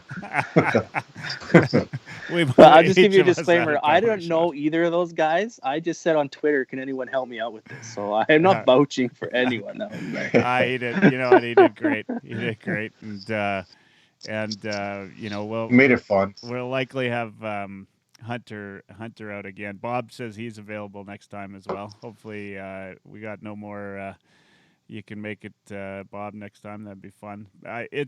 I think, you know what, as we go, and we've been streaming a lot now, we've been talking to a lot of different people. I think that we're gonna have. We're just gonna have a really great time when we're back out there. We might. Hopefully, we can do Adam's game in July. We'll see what. We'll see what happens. We did a game for Adam Zakuski, Brett. That was you know, was good. It was right around his birthday, and he was there, and so, you know, he told us he'd be back for the next one, and I'm sure he'll be, you know, watching. But we'll definitely, if I'm hoping that we can be back on the ice and playing and go out to Edmonton. We might be competing with a lot of other people that want ice time, though, just to get back. Yeah, it might be the busiest year on city rinks in a long time. Yeah, we'll see. We will see. Hey, did you have a couple other? Oh, questions? I do. Oh, all right. Okay, so I got number 3 here. So Rule 9.1A, Situation 8, just in case you want to look it up after, Mike. Yeah, we need stats guy Bob. Can you verify these? Okay, right. So a player, let's say Mike, Dursa flips the puck in on you. You're backing up on D. It's in the air. You catch it. You close your hand on the puck. You catch it. And Dursa's forechecking you, and under pressure, you get rattled again, like the last one there. Always does, yeah. And so you still have the puck in your hand, and you just throw it. You throw it away, and then it goes off to the side, and Dursa's team is the first players to get to the puck. And then it says that's the end of the question. So I'll give you the answers here. A, play continues with a delayed penalty until possession by Mike's team. No whistle and no penalty. Play negated by Dursa's team touching it first. Whistle immediately. Penalty assessed. Whistle immediately, but no penalty assessed. All right. Did I confuse you? So let me repeat it back. So I grab the puck, basically wrap my hand around it. Under pressure, I throw it, but I've wrapped my hand around the puck. Like you caught it. You didn't just bat it to the side. You caught it and then threw it. Yeah, and to the other team. And then it went to the other team. Yeah. Whistle blown immediately. Penalty on the play. That's my call. Mike? I'm going to go with delayed penalty. So the answer is whistle immediately, penalty for handling the puck. Yeah. So in this case, there is no delayed penalty. It's just whistled right away, and we give Mike a penalty for throwing the puck. Now, what is the reasoning? Do you know? Of why we whistle immediately? Yeah. Is there? I don't actually know. I don't know if there's a reason why, but that's just what it says. Yeah. It doesn't go delayed. It goes whistle immediately. As soon as you throw it, the whistle's supposed to go. Doesn't matter who it goes to, your team or the other team. So is that the only circumstance where an immediate penalty is called? Before possession? Yeah. By the other team? If the other team gains possession, is that the only time that's sort of taken away? It's the only one. Like, I can't think of one off the top of my head that would be. Yeah. So is the because even a penalty shot, when there's going to be a penalty shot called, the arm goes up and you wait till the other See team what gets happens. the puck. Yeah. Even on like a major penalty or anything crazy, the whistle would wait unless the injury, like the guy's down, then the whistle will go for injury. But right. I can't think of one. Is the penalty when you close your hand on the puck, or is the penalty when you throw it? It's when you throw it. So you can catch the puck. Guys do it all the time. Yeah. But you got to catch it and basically just put it down right away. Yeah. Now, sometimes guys are moving while they catch it. As long as it's like all in kind of one motion, like catch and put down, it's okay. If you start to catch it, close your hand on it, and then let's say make a little move side to side or skate kind of around a guy with the puck in your hand still and then put it down, then we're into this situation. Delay game. You can't really catch the puck and have it in your hand and like gain an advantage around another player kind of thing. Yeah. That's the handling of the puck. So, I mean, and even in that case too, you would immediately, if you did a little like juke, and if I went around Mike, hand on the puck, went around Mike, dropped it, you would blow the whistle immediately upon dropping it before I touched it again. Yep. Yeah. Like as soon as you had your hand on the puck and you made that little move and you went around him with still holding it, that's when the play is it's done. I think the reason why they Bob says shooting over the glass is in the NHL. You don't do that, right? But so I think the reasoning behind that is because you can, on a delayed penalty, a goal can still be scored against you, right? So theoretically, if you don't, it can happen. If you don't call the play dead as soon as the guy puts his hand on the puck, right, he could just skate down the ice and throw it in the net. Or at any point, he could throw it in the net. See, that's why you'd have to call the penalty right away, right? Like, how about this one as a hypothetical? Let's say, Mike, you caught the puck and you were so rattled you just turned around and whipped it into your own net. Then what? Oh, man. Well, because there's supposed to be an immediate whistle as soon as you throw it, right? Yeah, I'd say no goal. Right? See, I'd say the same thing from what I read to you just now. It's immediate whistle. Doesn't matter where it goes after you throw it. Yeah.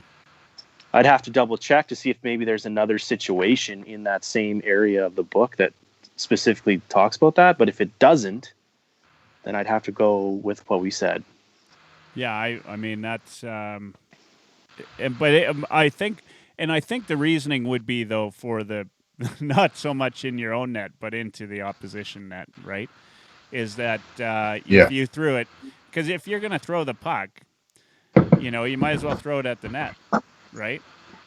I mean, in that case, if you're getting a penalty, right, throw it at the net. So I would think that because on any delay, right, you could score on yourself, right? Like, what are the reasons why you couldn't? Do they still, I feel stupid for asking this. Do they still call the offside? Like, if it's going at the net, do you still call that offside? Like, if a player is offside when you shoot it in, but you take a shot on net, do you still whistle it down? No. So you're shooting it in from outside the blue line and you still have one of your guys in? Yeah. So that just go up as a delayed offside. But if you don't touch the puck, like if the offending team doesn't touch the puck, do you whistle it dead as soon as the shot's on net? Because they used to at one point a long time ago. No, I wouldn't. It would just be delayed offside. Yeah. No, obviously you wouldn't be able to score if it went in the net. It wouldn't count. So if it goes in, it's just a stoppage of play. It's no goal. Yeah. Yeah, no goal. Okay, interesting. Face off outside. Yeah. All right. Yeah. Next question. I'm 2 for 3. Mike is 1 for 3. You keep track of your own. I got one guy got that one right and one guy got that one wrong. Oh yeah, I'm just keeping totals. I am keeping track here. I've got a trophy here that says. Okay, I got number 4. This is 3.2D situation 10. Oh. It has to do with broken sticks and getting sticks replaced. So the goalie lost his stick. It went into the corner. Mike, you're being a good guy on defense once again. You go and you pick up the goalie stick and you're going to take it to him. And you're going to skate it all the way to him because you know you're not allowed to throw it because we went over that last week. So you're carrying 2 sticks. Penalty.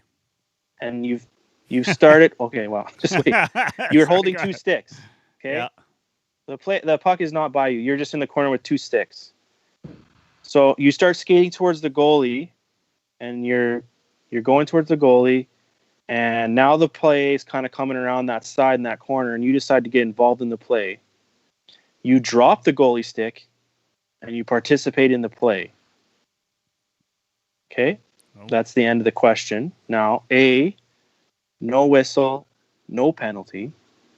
B, whistle, but just face off. Or C, minor penalty. Minor.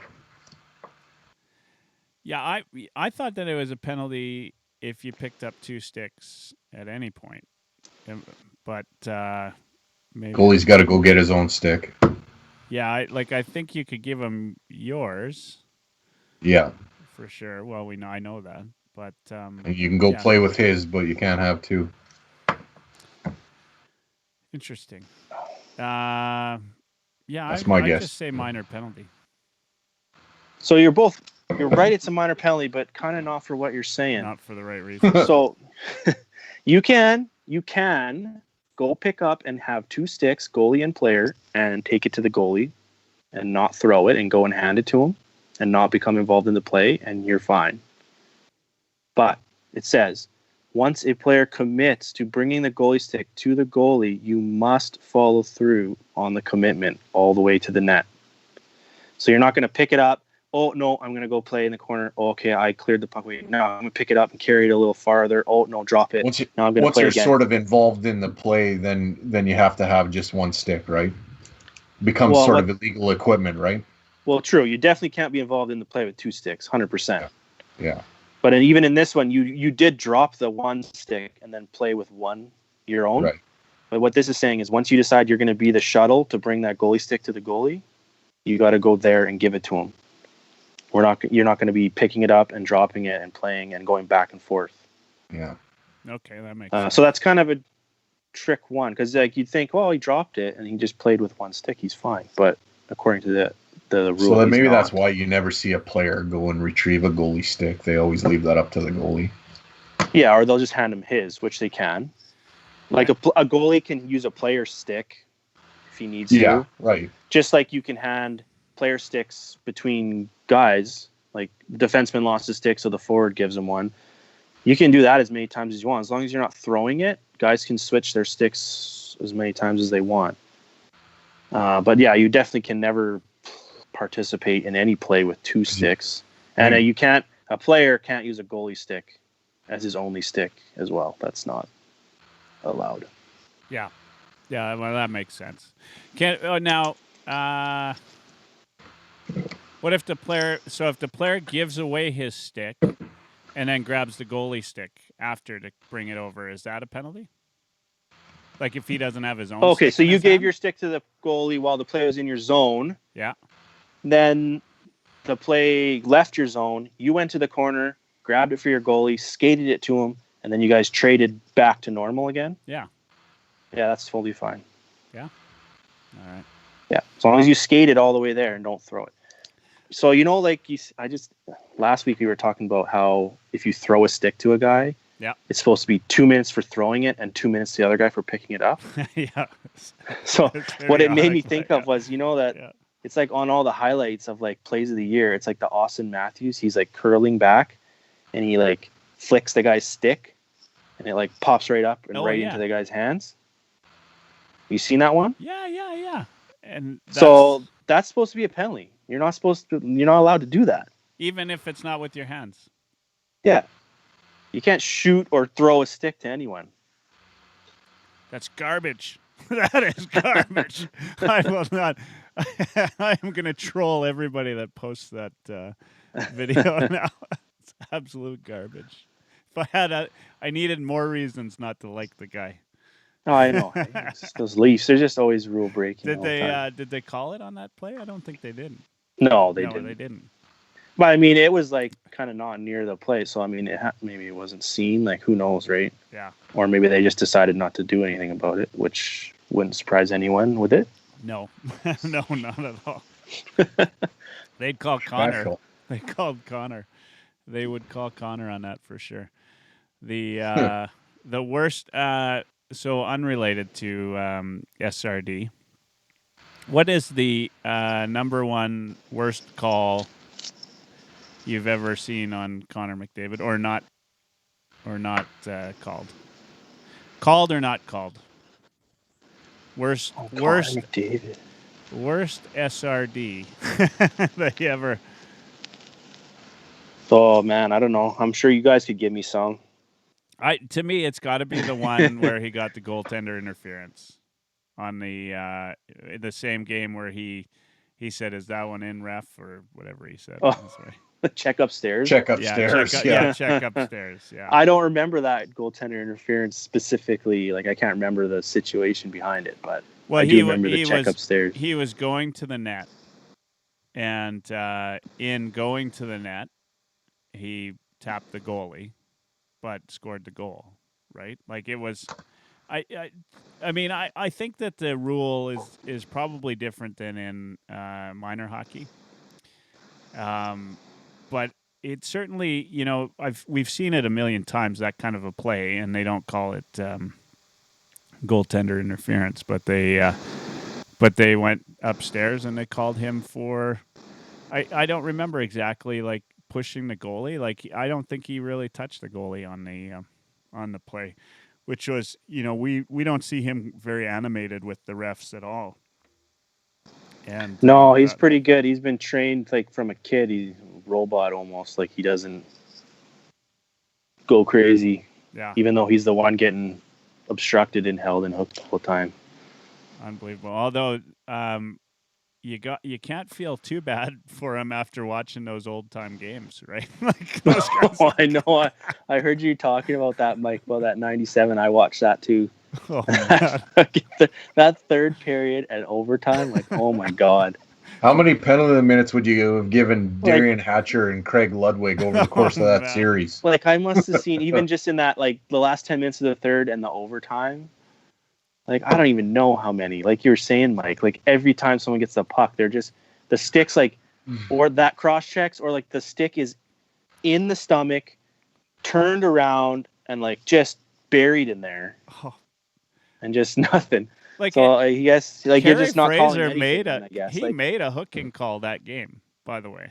Like, yeah, probably early, right? Yeah, early in the game he called a hooking call, and like, I would love to interview him and ask him, like, by what standard was that, hooking, and the other ones weren't. Like, I know. There were some where they called he called. 2 penalties on the same play, one against Smitty and one against Hatcher. Hatcher totally tripped him in front of the net. And, I remember that's the exact one. Like, Smitty had a good scoring chance. He just took his foot right out from him. And I'm pretty sure he wasn't even going to call a trip on Hatcher. But then, like, Smitty fell, and then, like, someone, like, cross-checked him, like, right in the back, like, at the whistle. And so he was like, oh, okay, I'm going to take the cross-check. Or I'm going to take that, but I'm going to take the trip, too. Oh man!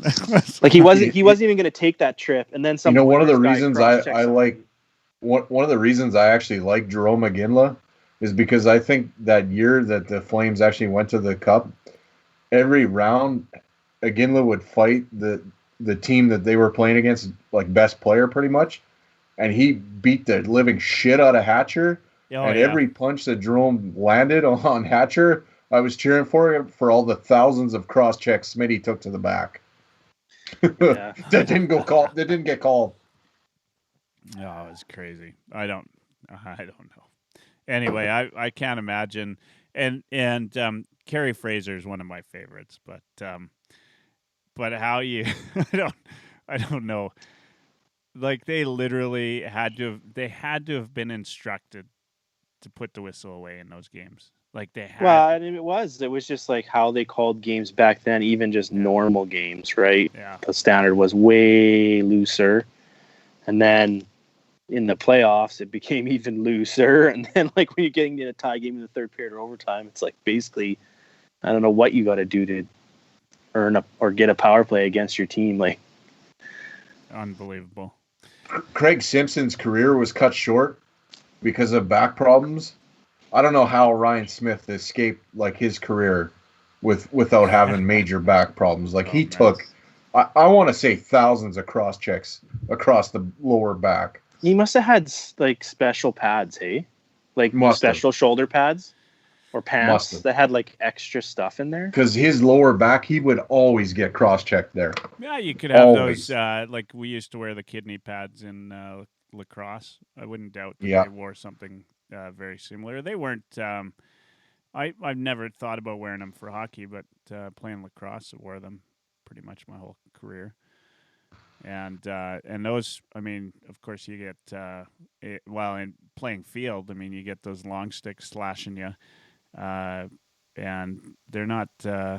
You wouldn't feel anything through those. They're solid in the right spot. It's the kidneys that are the hardest part to get. Who was Detroit's guy that was good at tipping pucks too, Mike? Oh, jeez. What years? Kind of the same time frame. Detroit. Holy yeah. Shit. Oh, man. Put me on the spot here. Let's wait, maybe Bob. European player. Bob will... stats guy Bob will let us know. Okay, I'll give you another question and Bob can look it up. Yeah. Okay, so this one's 8.2b, cross-checking. So, okay, let's say Dursa comes in, makes a beautiful deke, basically undresses Mike. Wait a second. Canceling the ripping the ref segment, by the way. That's it, yeah. Like, I don't...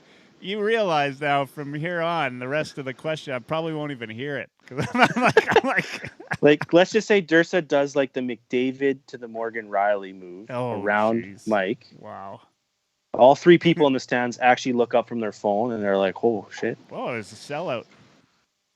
But the goalie makes the save. The whistle goes, and Dursa gives an extra jab or two at the goalie's glove. And seeing this, Mike's already kind of mad because he's like got turned around.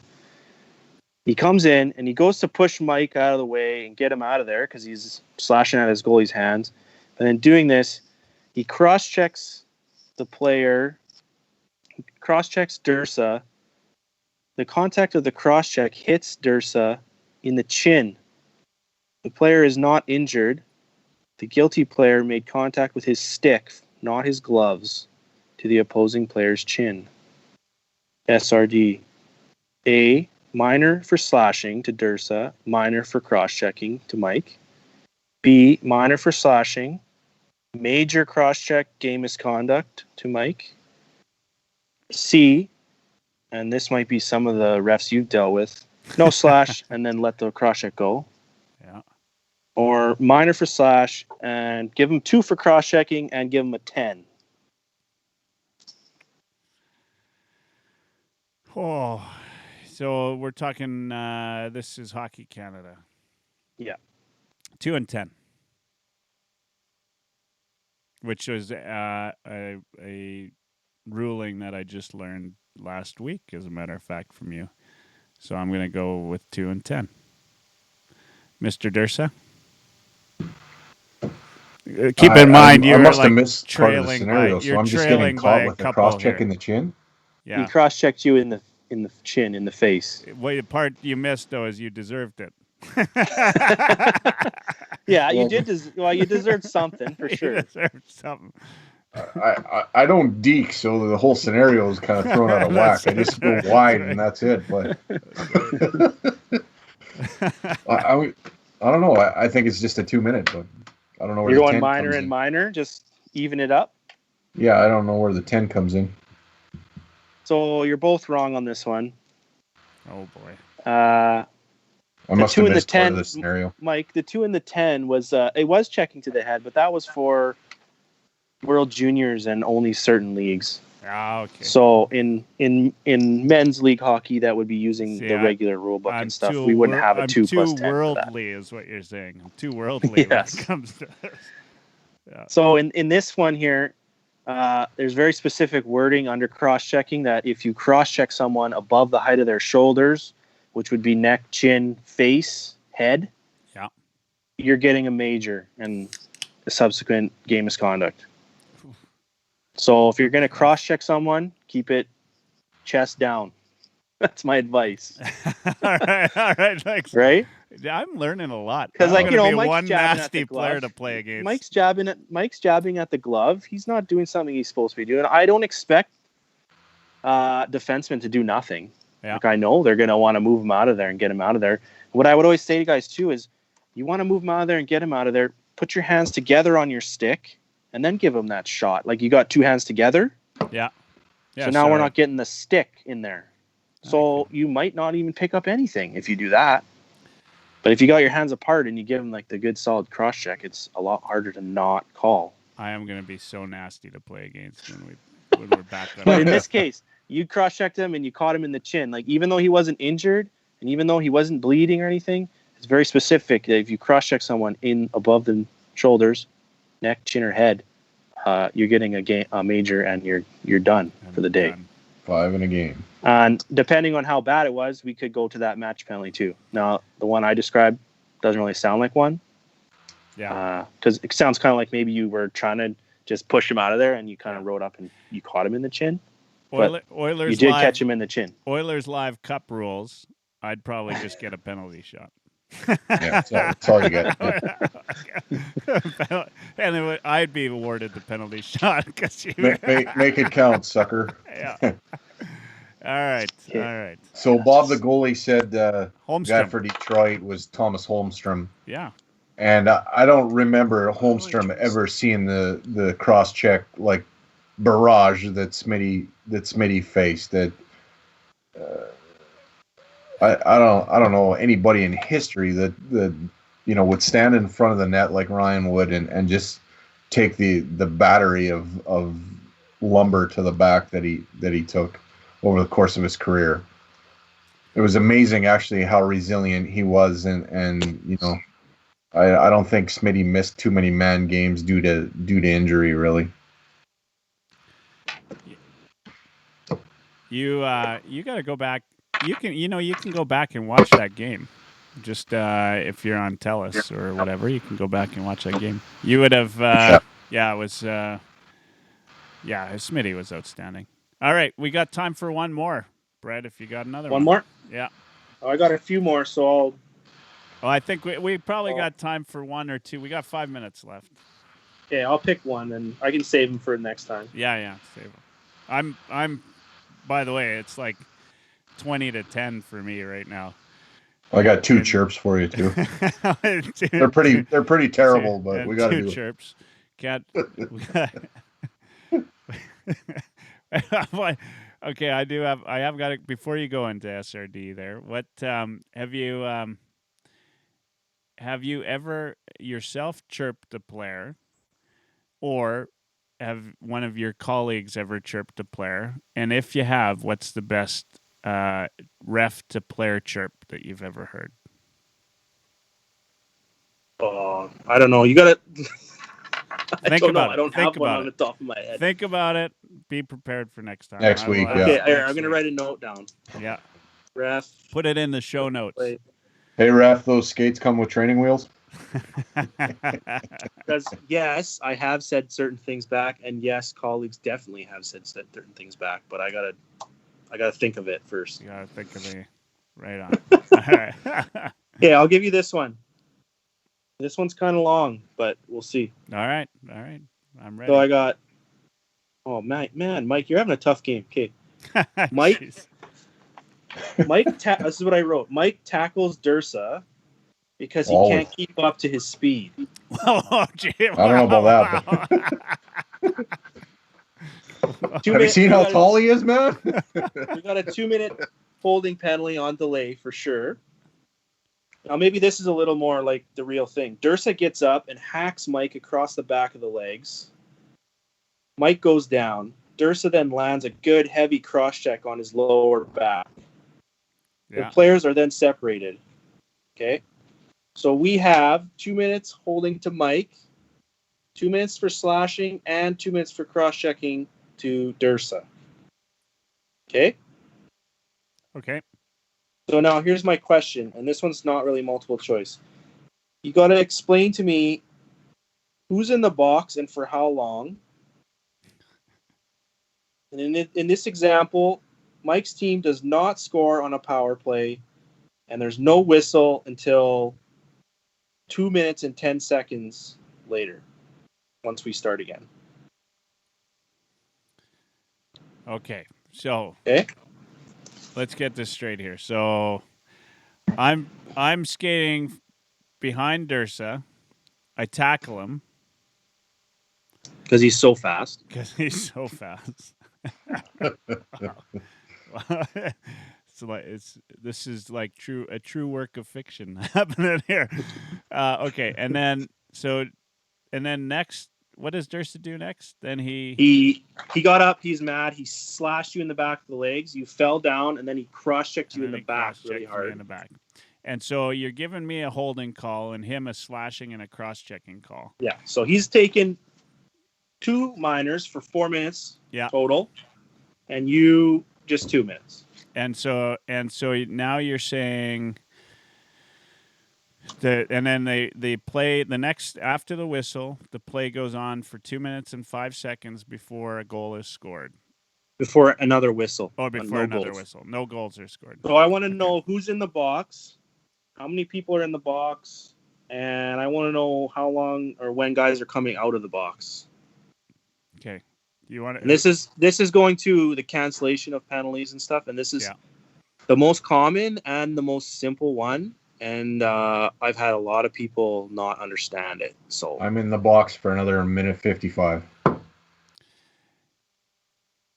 Yeah, that's actually what I would say. But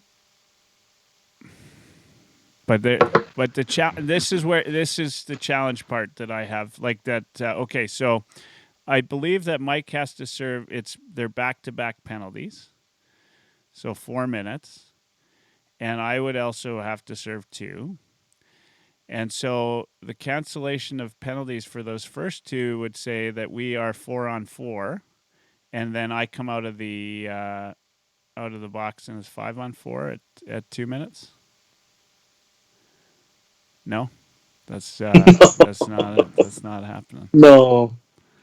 All right. So okay. This is how we do it. This is the one that happens the most, right? Okay. Like the one guy picks up the extra 2 minutes out of any kind of altercation in front of the net, whatever, right? It's usually the other guy in my instances. Yeah, just like this. So Dursa has 4. You have 2. Yeah. So you're 2. And Dursa's if you need to write it down, like I always have a pad in my back pocket of my rep pants. For this one, I've done it so many times I wouldn't have to write this one out. But if I got more than just 2 guys and a bunch of multiple players, it's really easier to write it down. You can see it. Yeah. So Mike, you have a 2, and on the other side I have a 2 plus another 2 for Dursa. So Mike's 2 gonna cancel with the first 2 of Dursa. So we still have 2 minutes left over. That's what's going up on the clock. So we're starting 5-on-4. Your team's on a power play, Mike, for 2 minutes. Okay. Now, what happens after 2 minutes? You guys killed it. Or they killed it because there was no goal and no whistle for 2 minutes straight, right? Yeah. So they killed it. The time came off the clock. But Dursa can't come out. He got 4 minutes. Yeah. Right? Yeah. That's so before we started, we would have had to take another player from Dursa's team and put him in the box. Right? He's just in there. For that reason. At the end of the 2 minutes, we need someone to come out, but it can't be Dursa. I see. Okay, that makes sense. You follow? Yeah. But then people will say, okay, Dursa will say to me, yeah, but that guy served my first 2, so I'm out after 2 minutes too, like the first whistle. But he's, right? But he's supposed to serve 4. But no, he's not absolved of his 4 or his 10 or his 12 or whatever he ended up getting. The only reason that extra guy's there is we need someone to come out of the penalty box at the end of 2 minutes. And make it 5-on-5. And make it 5-on-5, right? Yeah. And Mike, you're waiting. 2 minutes is up, and then you wait for that first whistle after 2, and you come out. And Dursa, what you said you have a 1:55 left or whatever it was. That's right. Now we're playing 5-on-5. Dursa's just sitting in there by himself for another 2-ish minutes, whatever the time is, till a whistle, and then he's going to come out too. Yeah. Yeah. But like that is the most simple cancellation of penalties that happens most often, and I run into guys every year that can't follow that. Figure it out. Well, there's way more. I more had time to think about it, ones and I still couldn't do it. But by the way, you made the right call, giving him the extra 2. I just want to say, I would not be yelling at you for that. However, that's what you get for going Deegzilla on Mike. That's right. However it plays out, doesn't matter who's in the box. You made the right call. And this is the worst chirp I've got for you too, Brett. Right. Finish it off with a good chirp. I think the Foot Locker one's the best one I'm ever going to have. That's the best officiating I've seen outside of a Foot Locker. But hey, ref, I thought only horses slept standing up. Oh, I saw a good one on Twitter today. It was, hey, ref, does your visor come with a prescription? I think you need to get it checked. Is that a prescription visor? Yeah. I'm going to use that. I tweeted out a thing that said, and you guys are all missing hockey, so reply to this tweet, and I'll look at your profile, and I'll tell you. I saw that today. And you'll tell you what? Sorry, I missed that. I'll tell you what penalty you get. Yeah. Just by looking at like your profile and your profile picture, basically. Yeah. What was the best one you got on there, Brett? I don't know, man. There's so many. Every time I went back to my phone, I had 20, 30, 40 notifications. Like I'm still like going through them all. I'm running dry on like chirps for you, so I'm gonna have to get people to DM me their chirps for you. Do it. Go for it. Nice. Go for it. Nice. But yeah, so that was one that I picked that one to end on because that one, it just so many guys, they can't understand. They feel like we're putting a guy in there to sub for them so that he's serving part of their 2 or their extra 2 or their, like if you get 2 and a 10, you're still sitting for whatever 12 minutes, right? Yeah. Now, I can't believe I'm going to say this, Brett, but I hope your back starts to feel better because I'm actually starting to like you. Thanks, buddy. Yeah. But like in this case, if you were on the power, like the other team was on the power play, Mike, your team. Yeah. If you would have scored, right? Yeah. On the power play, that time would come off the clock. Then Dursa's second 2 would start then. That's right. So he's going to actually sit a little shorter than 4. Yeah. And now in that instance, do you tell the scorekeeper or should they know? In most, the league like I work in now, it's all paid timekeepers and stuff, so like they should know. Yeah.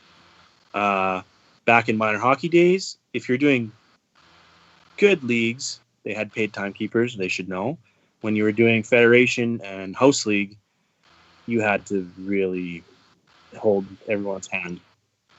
Because the guys working the clock were the guys who didn't understand this 2 + 2 and 2 to start with. So it was really tough. It's really tough because you're trying to ref the game, and then every time you go over there and you're trying to explain it to them, and they don't put the right time on the board, and like everyone just thinks that like you're the ref, you don't know what you're doing. You can't even figure out the penalties you call. But really, it's these volunteer guys that they can't figure it out, and then maybe they don't know how to run the clock. Like there's whole things with that. But, yeah. Now working in men's league with paid timekeepers, it's pretty good.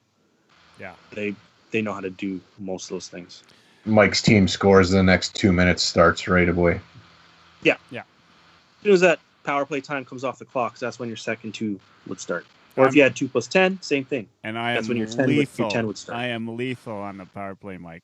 So, of course, I'm in the box. So you're sitting for That's 2. right. That's why you singled me out to slash and cross-check me. Always try to take the Yeah. other team's best player with you. That's right. That's He right. surprised the hell out of me last week when he told me he had more than just a couple of fights in his career. So I was expecting like 3 or 4, but he pretty much a fourth line dud. There's a few. There's a few. Oh, man. All right, guys, any last words tonight? No, I don't have any last words. Thanks for having me on again, and I'll do it again next week if you'll have me. Yeah, absolutely. Yeah, it's getting to be one of our favorite times. Getting there. Yeah, I'll getting there. I got 2 questions left over, and maybe I'll work up a couple more if that's something you still want to keep doing. Oh yeah, no, I love it. As long as I'm still in the lead. Thanks, Brett. That was a lot of fun, and I guess I'll just leave by saying prayers to Colby Cave and his families there. Yeah, 100%. I'm going to leave that up for a minute or two. And everybody have a great night and stay healthy, stay safe. This Oilers Live with Brett Luchansky, Mike Durson, of course, myself, Michael Hebert. Have a great night, everybody.